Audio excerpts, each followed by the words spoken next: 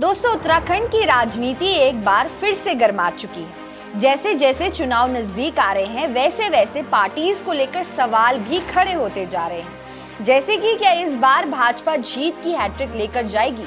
कांग्रेस की इस बार चुनाव में क्या भूमिका रहेगी? और आखिर क्यों यूकेडी यानी उत्तराखंड क्रांति दल ने गठबंधन से इनकार क्यों कर दिया? आइए जानते हैं इसके पीछे की पूरी कहानी।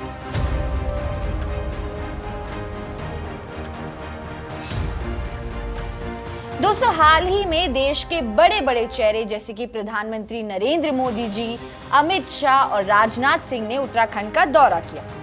एक महीने के अंदर ही भाजपा ने देश के बड़े बड़े दिग्गजों का उत्तराखंड में भ्रमण करवा दिया। यानी भाजपा पूरी तरीके से अगले चुनाव में जीत की तैयारी में जुट गई है। भारतीय जनता पार्टी विश्व की सबसे बड़ी लोकतांत्रिक पार्टी है। लेकिन कांग्रेस भी इस बार पूरी तरीके से एक्टिव मोड में है। प्रदेश प्रभारी कुमारी शैलजा लगातार मैदान में उतरी हुई हैं। कुमाऊं के दौरे के बाद कुमारी शैलजा गढ़वाल की नस टटोलने की तैयारी में। वहीं यूकेडी ने भी साफ कह दिया है, हम किसी से गठबंधन नहीं करेंगे, अपने दम पर चुनाव लड़ेंगे। उत्तराखंड क्रांति दल किसी के साथ मिलकर चुनाव नहीं लड़ेगा, बिल्कुल नहीं लड़ेगा हम। और इसी बात पर यूकेडी को राजनीतिक गलियारों में वोट कटवा भी कहा जा रहा है। ऐसा क्यों कहा जा रहा है, इसे समझने के लिए आपको केदारनाथ विधानसभा उपचुनाव 2024 का रिजल्ट दिखाते हैं, जिसमें भाजपा के वोट थे 22,331, कांग्रेस के थे 17,440, यूकेडी के थे 1,284, निर्दलीय पार्टी के 9,241।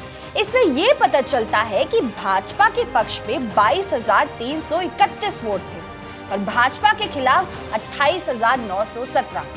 लेकिन इस तस्वीर से हमें ये पता चलता है कि जनता का बड़ा हिस्सा भाजपा के खिलाफ था, लेकिन वोट बंटने की वजह से जीत भाजपा की हुई। वहीं अगर कांग्रेस और क्षेत्रीय वोट एक साथ होते तो तस्वीर शायद अलग हो सकती थी।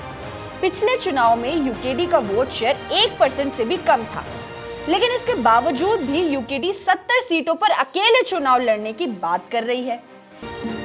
और हम किसी कीमत पर अपने लोगों का दमन नहीं झेल सकते। इस पर पत्रकारों ने भी अपनी प्रतिक्रिया जताई है।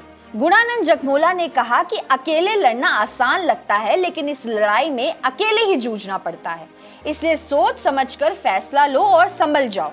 वहीं दूसरी तरफ गजेंद्र रावत ने तो यूकेडी पर सीधा सीधा सवाल किया है कि क्या आपके पास 70 उम्मीदवार हैं भी कि नहीं। अब लोगों का कहना है कि क्षेत्रीय ताकतों को एक साथ होना पड़ेगा, क्योंकि जब यूकेडी और स्वाभिमान मोर्चा एक साथ एकजुट होंगे तो ही भाजपा और कांग्रेस को चुनौती दे सकते हैं। और शायद यही वजह है कि भाजपा यूकेडी की बढ़ती ताकत पर चुप्पी साधे हुए, क्योंकि जब भी विपक्ष बढ़ता है तो फायदा हमेशा सत्ता में बैठी पार्टी का ही होता है। एक चिंता का विषय हम हो गया है कि जिस उत्तराखंड राज्य की हमने कल्पना की थी, आज वो राज्य कहाँ चला गया। आप लोगों का इस पर क्या कहना है, हमें कमेंट्स में जरूर बताइएगा। और ऐसे ही राजनीतिक विश्लेषण के लिए दून डायलॉग्स को अभी फॉलो करें।